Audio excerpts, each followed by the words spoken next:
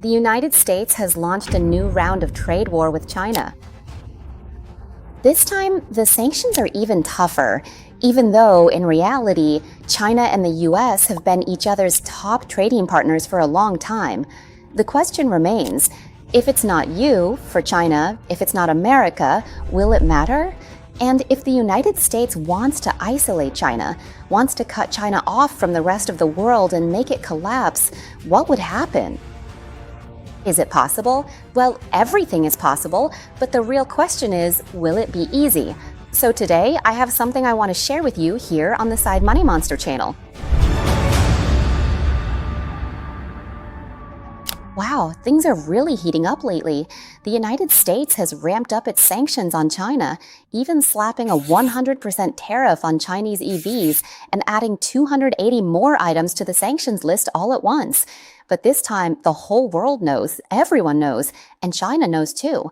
This isn't the first time the US has used trade war tactics against China. It happened in a big way back in 2018 when former President Donald Trump ordered it. At that time, China, whose main source of income comes from manufacturing and exporting goods all over the world, was hit with US sanctions, and it was like having its lifeline cut off. When the money stopped coming in, it was as if the economic bloodstream had been drained, and China's internal economy collapsed. This problem dragged on, leading to a massive amount of local government debt in China and the collapse of the Chinese real estate sector as well. I've talked about this before in my video on the crisis. You can check out that video about China on the Krungtep Turkey channel. That's where I found this information. It turns out this is a clever strategy by China, a move they planned out in advance. The strategy is which ship? Let me see what it looks like. Hold on. No, that's not it either. I'm going to smack your hand, producer. Oh, this one. Yes, that's the ocean liner. The Washington Post calls China's strategy of building a maritime network under President Xi Jinping the Maritime Superpower, a global maritime powerhouse. Would you believe that when you look into it, you can really see how China has managed to secure the world's maritime network in an incredibly deep, extensive, and quiet way? Honestly, President Xi Jinping has been determined to create a maritime Silk Road, or a waterway network, for decades now. But it hasn't progressed quickly because in 2018, the United States basically stunted its growth, like bonsai, keeping it from growing, so it couldn't move forward very fast. The Washington Post also mentioned that China's original intention in creating the Silk Road was for trade, to sell goods. But after the United States launched a trade war against China, China said, if I'm going to do this, I'm not just going to use it for selling goods anymore. It has to be more than that.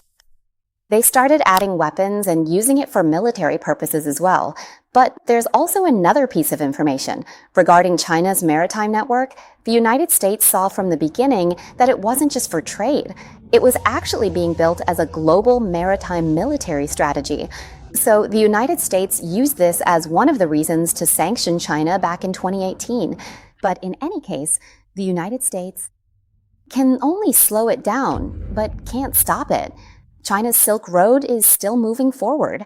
And have you ever heard the saying, what doesn't kill us makes us stronger? Dr. Karen Rowan, director of the Strategic Studies Institute of the U.S. Army War College, what a mouthful of a name,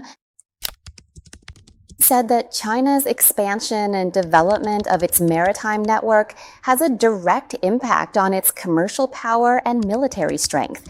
And when China invests in and manages various ports, that's definitely part of China's strategy. Let me give you an example. This is what the port called Khalifa in the UAE looks like. The first image is from May 2017, before the trade war began. And the image on the right is from 2023, in April. You can see that the area now has sections that extend out, and there are large container ports. This still looks very much like trade activity. Here's another example. Let's look at this one. This port is called Djibouti, and it's in Africa. This is a port that, I have to say, really hits the United States where it hurts, because it's a port that's located just a short distance from the American military base, less than 10 kilometers away. China says they just want to be close, afraid of feeling lonely, want to be near you. But isn't that a bit too close? But honestly, China isn't just hanging around because they're afraid of being lonely. It's definitely not just for fun. The reason China is there is because Djibouti is a key strategic location. Let's pull up the map and take a look. Here, this is the map. Djibouti is right here, right? And Djibouti is located right at the narrow entrance to the Red Sea. The Red Sea is actually one of the busiest shipping routes in the world, and it also connects to the Suez Canal. It's basically the link between Asia and Europe, a shortcut from Asia to Europe. That's what makes this route. 10% of the world's oil has to pass through this route, and 20% of global exports also have to go through here. That's why, right now, China is the country with the largest and fastest growing maritime capabilities. China not only has the most ports in the world, but also the largest navy. Starting with the ports, China has invested in ports, owning and fully managing them outright. There are 105 of them worldwide. You can see that the graph of China's port expansion is skyrocketing. And when it comes to the number of warships, China has as many as 351, while the United States only has 294. This is what China's Silk Road looks like now. It spans the entire globe. Let's take a look at each region and each strategy, starting with the Indian Ocean. China signed a 99-year lease agreement with a port called Hambantota in Sri Lanka in order to gain complete control over transportation management. This location is a major shipping lane, an extremely important maritime route for China. In fact, 80% of China's exports have to pass through this route. Next, the Persian Gulf and the Red Sea are strategic points. They're choke points, narrow, but ships have to pass through them, and China has established a presence right there. Then there's the Strait of Hormuz, another strategic point for oil exports. From the Middle Eastern countries, which are OPEC members, they have to export oil through the Strait of Hormuz, over 1 million barrels a day. China has also established a military base here. This military base is located very close to the United States, only about 80 kilometers away from the American base. Next is Djibouti, which I've already mentioned, and then the Suez Canal. The Suez Canal it's a man-made waterway, but it's not very big because it was dug by people, right? Still, it's an extremely valuable route. As I mentioned earlier, the Suez Canal connects to the Red Sea and then leads out to Djibouti. It's a shortcut between Asia and Europe. The next zone is Europe, where China has invested in building about 20 ports. As for transportation routes, they include both container shipping, all sorts of logistics in Europe, including ports that NATO uses for ship transshipment. Even the U.S. Marine Corps and the U.S. Navy use them. Plus, the ports that China has invested in aren't just operating independently. They've also built a network to share information among them. See those blue dots? Those represent all the ports that are part of this network, which is called locking, a connected network. More than 24 Chinese ports around the world. And finally, China has even established some in the Americas. The main routes for China are across the Atlantic to America and Latin America. So, going back to the question, can the United States declare a major trade war against China this time? After listening for so long, are you confused? I already answered part of it, but not all. The part one mentioned is that China has an impressive and deep network of maritime routes, and it's all highly strategic. So all over the world, China has already taken control of the seas, right? But China doesn't just control the seas, they control the ships too. This information comes from the BRS Group Annual Report 2024. Let's take a look at what it means for China to control the ships. In 2022, there were a total of 4,309 ship orders worldwide, and China already took 50.6% of the market share. In 2023, there were ship orders from all over the world, total 3,968 ships, and China took 58.1% of the market share, almost 60%. That's the number one spot in the world, of course, because China is the largest shipbuilder in the world. Are they the best quality in the world? That I don't know, but they're definitely the cheapest, that's for sure. That's because the Chinese government subsidizes shipbuilding, whether it's cheap labor, cheap land, or cheap electricity. Basically, China can compete on everything, quality and price. And this makes it so that countries that need to use large ships for transportation to generate export revenue, they have to order from China. For example, take Qatar. Qatar just ordered LNG carriers from China. These ships are huge, 344 meters long, 53.6 meters wide, and 27.2 meters deep. Just imagine how big that is. A ship as long as 3 football fields and as deep as a 10-story building. So why does Qatar have to... Ugh, my lips look pale. Let me stop and touch up my lips real quick. There, now I look good. We have to care about our viewers after all. Where were we? So if a country like Qatar wants to buy large ships, there's really nowhere else to buy them from. China is the biggest and also the cheapest option. And Qatar needs really big ships because its economy relies heavily on exporting LNG. That's their main source of income, their main GDP. Right now, Qatar exports about 77 million tons of LNG per year, and they plan to increase that to 142 million tons by the year 2030.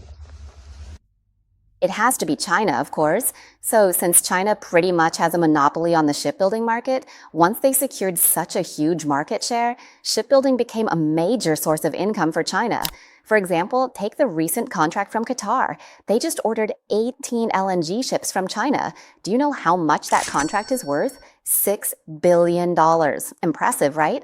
And of course, China is so skilled at building ships, it's not like they just started in 2022 or 2023. They've been building ships for a long time. And the truly alarming part is right here. Just take a closer look at this graph. The red section represents ships from China, and it takes up half the chart. That means out of all the ships in the world, roughly every single 1 or 2 ships is made by China. This means the United States can't effectively block China from global trade. Okay, some people might want to argue, saying, so what if China owns every 1 or 2 ships in the world? What kind of power does that give China? Once China builds and sells the ships, they belong to the buyers, not to China anymore. That's true. But do you know why? Since China is so good at building ships and can produce so many, when they sell ships, they make a lot of money. So, of course, they also build ships for their own use, right? That's why, let's take a look at this graph. Greece used to be the king of maritime transport with the largest fleet of ocean-going vessels in the world. But in 2023, China caught up with Greece. Bye, I've overtaken you now. This made China the country with the largest number of ocean-going vessels in the world, both commercial and military ships. According to data from Clarkson London-based ship services, out of the total global maritime transport of 249.2 million gross tons, 15.9% belongs to China. And this trend is still continuing to rise significantly. That means in the next 10 or even 20 years, China will have even more ocean-going vessels. This means that any country that still relies on exports, if your economy requires shipping, you have to depend on China. If you need ships, you still have to depend on China. Now, there are people who want to argue saying, hey, there are other countries that can build ships too. It's not like you have to rely on China alone. Japan and South Korea can build ships, and even the United States can build ships. That's true, of course. But as I mentioned, China builds the largest ships in the world. And if you were to get ships built in Japan, South Korea, or even the United States, then when will they be able to deliver the ships to you? The ships have to be big enough to transport ocean liners for delivery, and only China can manufacture ships that large. Now, if the United States wants to start a trade war with China and China wants to retaliate, what would that look like? Does anyone remember the Suez Canal crisis? Back then, a ship got stuck and blocked the Suez Canal, so cargo ships couldn't get through, which caused shipping costs to skyrocket and created chaos everywhere. And that was just one small canal. But China actually controls ports at the Suez Canal and all over the world. If the US wants to block China's trade and China wants to strike back, China could completely paralyze global trade more effectively than any industrial freezer you could imagine, for sure. Because if China decides to close its waters, or if China decides not to let its ships set sail, it would be like cutting off the global supply chain with absolutely no exceptions whatsoever. And when there's no supply chain, companies will find it impossible to sell a single thing. And when companies can't sell their products, then if there's no income, there's no money circulating and no money to pay off debts. The first one to go bankrupt would be the companies with no revenue coming in, which could lead to a wave of bankruptcies. And when there's no money to pay debts, the next ones to get hit would be the banks. And the small employees of these companies wouldn't get paid, so they'd lose their jobs. Inflation could skyrocket into double digits, and all the raw materials cut off from the supply chain, their prices would shoot up 2 times, 3 times, 4 times, even 5 times, with no idea where the ceiling might be, and all of this could happen in a very short time. None of this is a coincidence or an accident planned by China. Do you know what this means? It means that if the United States wants to start a trade war with China, money. Just $1 might not be enough to fight China in this round, you know? Because when it comes to US money, the whole world knows, everyone knows that they just print it out however much they want. Now, the question is, can the money that the US prints out can actually compete for a share of China's maritime network right now? Can it be used to build warships fast enough to match China at this moment? The question is just paper money compared to an economy that's built on real economic value, with real goods, real services, things you can actually touch and use. Paper money versus tangible things. It is hard to say for sure which one will come out on top in the end, but if the United States really decides that it no longer wishes to trade with China anymore, this time China would probably just say, if it turns out that it's really not you after all, then I suppose that is perfectly fine with me. So I guess I'll just say goodbye to you for now.